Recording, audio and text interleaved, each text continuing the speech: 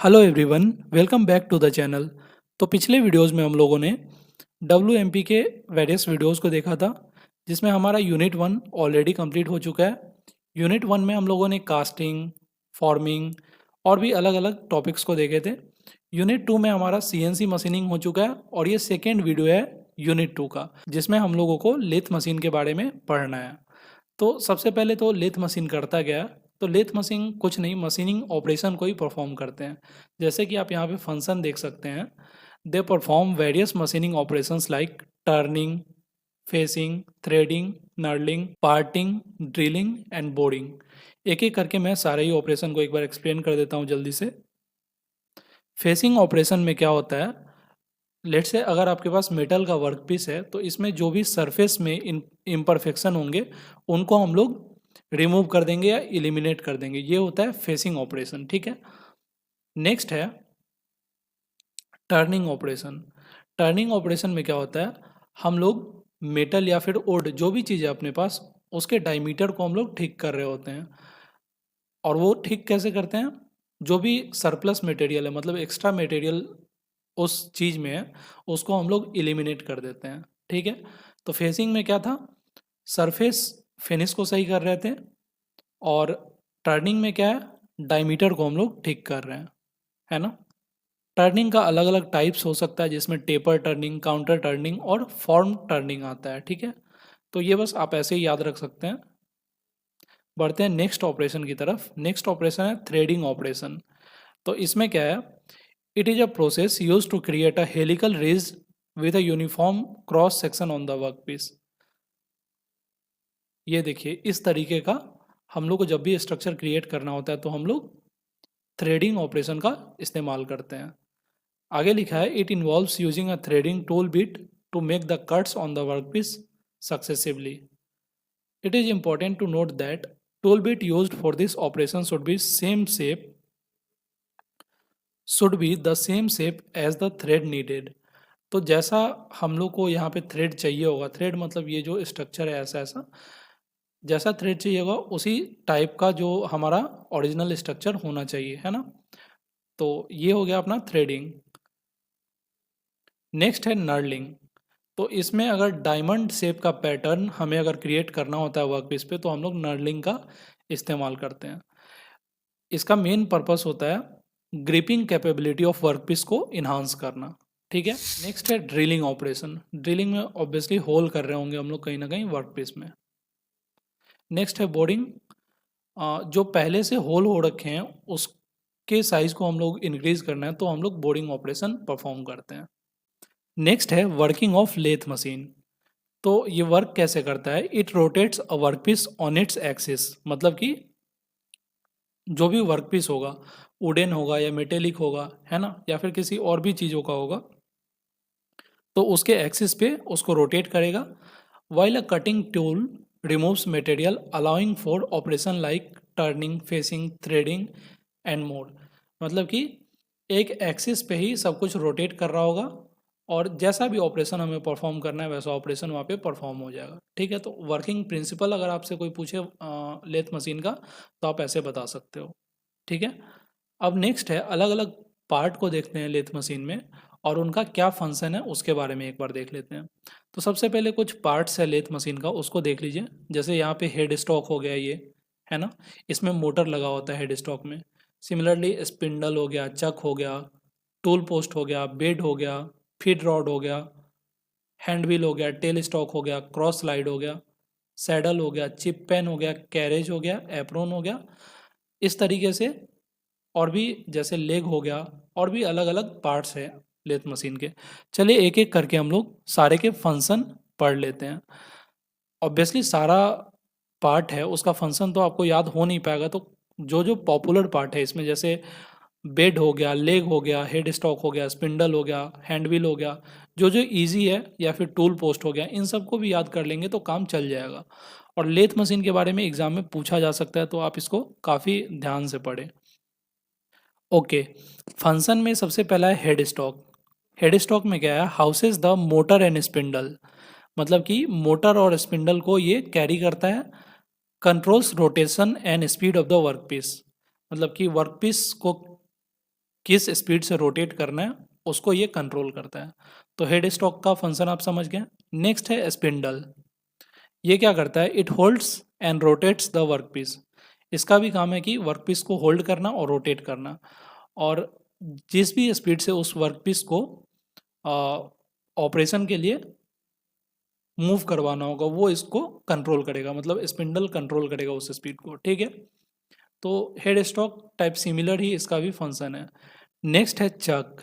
इसमें क्या है, it attaches to the spindle, मतलब ये स्पिंडल से अटैच होता है।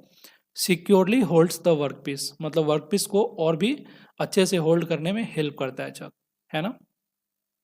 चक में अलग अलग टाइप का हो सकता है चक, जैसे कि 3 जॉ हो सकता है, 4 जॉ चक हो सकता है, और कलेक्ट टाइप का चक हो सकता है। नेक्स्ट है टूल पोस्ट। ये क्या करता है, it secures the cutting tool in place, मतलब जिस टूल से कटिंग करना है उसको ये होल्ड करता है टूल पोस्ट, है ना। Adjustable for height and angle, मतलब कि वेरियस हाइट वेरियस एंगल, जिस भी एंगल पे एडजस्ट करना है उसको एडजस्ट करने में हेल्प करता है कौन, टूल पोस्ट, ठीक है।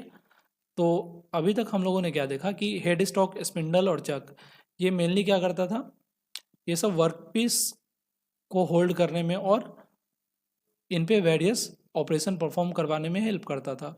और टूल पोस्ट क्या करता है, ये कटिंग टूल को बेसिकली होल्ड करता है, ठीक है। नेक्स्ट पार्ट है कंपाउंड रेस्ट। इसमें क्या है, it allows the cutting tool to be position at various angles for taper turning and other operation. तो ये भी सिमिलर ही टूल पोस्ट जैसा इसका भी फंक्शन है कि ये कटिंग टूल को अलग अलग पोजीशन में होल्ड करने के लिए हेल्प करता है, कंपाउंड रेस्ट, है ना। नेक्स्ट है क्रॉस स्लाइड। इसमें क्या है, moves the cutting tool laterally मतलब तिरछा टाइप से होता है ना, तो कटिंग टूल को तिरछा मूव करने में हेल्प करता है, और जो भी कट होगा उसके डेप्थ को ये कंट्रोल करता है, क्रॉस स्लाइड। नेक्स्ट है सैडल। सैडल क्या करता है, ये क्रॉस स्लाइड को सपोर्ट देता है, ठीक है। नेक्स्ट है टेल स्टॉक। टेल स्टॉक क्या करता है, it supports the opposite end of the workpiece, मतलब वर्कपीस के अपोजिट एंड को ये सपोर्ट करता है कहीं ना कहीं। And it can hold drilling tools और सेंटर फॉर अलाइनमेंट, ठीक है। और ये ड्रिलिंग टूल्स को भी होल्ड करने में हेल्प करता है कहीं ना कहीं। नेक्स्ट है फंक्शन ऑफ हैंड व्हील। तो it manually controls for adjusting the position of carriage and tell stock, मतलब कैरेज या टेल स्टॉक जो भी होगा उसके पोजीशन को एडजस्ट करने के लिए हैंड व्हील का इस्तेमाल करते हैं। मतलब छोटा छोटा मूवमेंट, मतलब कि हल्का सा वर्कपीस को या फिर कैरेज को मूव करवाना है तो उसमें हेल्प करता है हमारा हैंड व्हील, है ना। नेक्स्ट है bed. It provides stable foundation for all components, ठीक है। सारे कंपोनेंट्स के लिए स्टेबल पोजीशन या फाउंडेशन प्रोवाइड करवाता है, जिसकी वजह से जो भी मशीनिंग ऑपरेशन है वो आराम से हो पाए। Absorbs vibration and ensures alignment. Obviously ये वाइब्रेशन को एब्जॉर्ब करता है ताकि जो भी मशीनिंग ऑपरेशन है वो अच्छे से हो पाए। नेक्स्ट है फीड रॉड। ये क्या करता है, it powers the movement of the carriage, मतलब कैरेज के मूवमेंट में हेल्प करता है और क्रॉस स्लाइड के भी मूवमेंट में हेल्प करता है। It enables automatic feed during the cutting, मतलब कि कटिंग के टाइम पे ऑटोमेटिकली फीड करने के लिए ये हेल्प करता है। नेक्स्ट है गाइड वेज। ये क्या करता है, it provides smooth path for the movement of carriage and tell stock along the bed. ये क्या करता है, कैरेज के स्मूथ मूवमेंट के लिए कहीं ना कहीं पाथवे प्रोवाइड करता है। नेक्स्ट है leg. It supports the lathe machine structure. Obviously leg क्या करेगा, लेथ मशीन के स्ट्रक्चर को सपोर्ट करेगा और ओवरऑल स्टेबिलिटी में हेल्प करेगा। उसके अलावा है apron. It controls the carriage movement, है ना, कैरेज मूवमेंट को कंट्रोल करता है and may include mechanism for power feed, और पावर फीड के मैकेनिज्म को भी कंट्रोल करने में हेल्प करता है एप्रोन कहीं ना कहीं।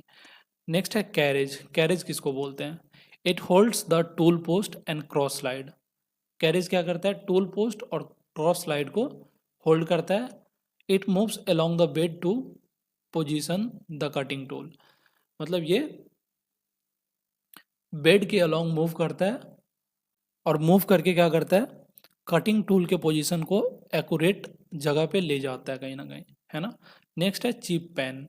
ये क्या करता है, collects chip and debris produce during the machining, मतलब कि मशीनिंग के टाइम पे जो भी गार्बेज या जो भी वेस्ट मटेरियल प्रोड्यूस होगा वो चिप पैन में जाके कलेक्ट हो जाता है। ठीक है, तो आपने यहाँ पे वेरियस पार्ट्स जो भी है लेथ मशीन के उसके फंक्शन को देखा। तो एक बार जल्दी जल्दी समराइज़ कर लेते हैं। वैसे इतना सारे पार्ट्स के फंक्शन को एक बार में याद करना तो मुश्किल ही है, लेकिन फिर भी जो भी इम्पोर्टेंट पार्ट्स हैं उनको तो याद कर ही सकते हैं। जैसे हेड स्टॉक में क्या होता है, इसमें मोटर रहता है और उसका रोटेशन होता है इसके अंदर। बेड क्या करता है, बेड स्टेबिलिटी प्रोवाइड करता है और स्पेस प्रोवाइड करता है जो भी ऑपरेशन होना है उसके लिए। लेग क्या करता है, ओवरऑल लेथ मशीन को सपोर्ट देता है या फिर क्या बोलते हैं स्टेबिलिटी प्रोवाइड करता है। चिप पैन क्या करता है, जो भी वेस्ट मटेरियल प्रोड्यूस होते हैं उसको कलेक्ट करता है। कैरेज क्या करता है, ये टूल पोस्ट के पोजीशन को सही करने के लिए या फिर सही जगह पे रहने के लिए हेल्प करता है कहीं ना कहीं, है ना। हैंडव्हील क्या करता है, जो भी फाइन मूवमेंट करवाना है लेथ मशीन में उसके लिए हैंडव्हील का हम लोग इस्तेमाल कर सकते हैं। ठीक है, तो ये कुछ पार्ट्स ऑफ लेथ मशीन के फंक्शन थे। तो उम्मीद है लेथ मशीन के बारे में थोड़ा बहुत आपको समझ में आया होगा। इस वीडियो को आप दोबारा देख सकते हैं ताकि चीज़ों को आप अच्छे से समझें। अगर मैं इस वीडियो को समराइज़ करूं तो मैं ऐसे बोल सकता हूं कि lathe machine various machining operation को करता है। और वो करता कैसे है, तो बेसिकली एक एक्सिस पे जो भी वर्कपीस है वो मूव कर रहा होता है और वहीं पे सारा ऑपरेशन करवाया जाता है। और जनरली लेथ मशीन में जो भी सिमेट्रिक ऑब्जेक्ट है उसको हम लोग बनाने का कोशिश करते हैं, है ना। तो उम्मीद है इस वीडियो से आपको हेल्प मिलेगी और मिलते हैं नेक्स्ट वीडियो में। नेक्स्ट वीडियो में हम लोग एडिटिव मैन्युफैक्चरिंग के बारे में पढ़ रहे होंगे।